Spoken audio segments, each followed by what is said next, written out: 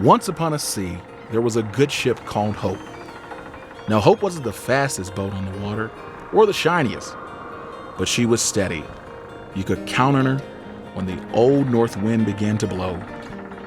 The captain was sure and true, and many would trust their voyage and their cargo to him. Even when the work was hard and the winds behaved badly, the ship's crew always found a glad purpose in setting her sails. The captain, their master and commander, charted their course to far horizons, where they would bring good news to everyone they met. One day, a man came aboard wearing the tallest tall hat they'd ever seen. He loved his tallest of all tall hats, even though it was so heavy that he sometimes had to hold on to his hat so that it wouldn't fall from his rather round head. As the good ship sailed far from Peaceful Harbor, the tall-hatted man who never smiled claimed that he had bought the entire shipping company.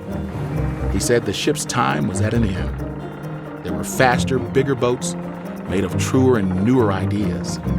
He said the captain was too old, and this was the very last voyage of Hope.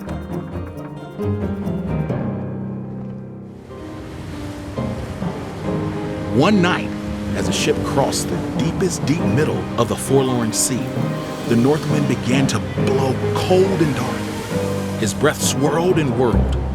He stirred up shadowy clouds to hide the moon, and his angry storm began to pound the good ship.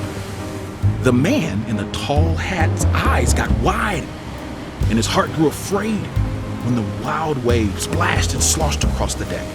He'd never known a storm quite like this. For that matter, neither had the crew. But their eyes were bright and their hearts were brave because they knew Hope, and they knew her captain, and they held fast to the ship. Seeing that the man in the tall hat was overwhelmed by the cruel wind and the wild waves, the captain called out, "Hold on! Hold on to Hope!" The man in the tall hat shouted back, "The wind is too dark. Your ship is not new and not shiny.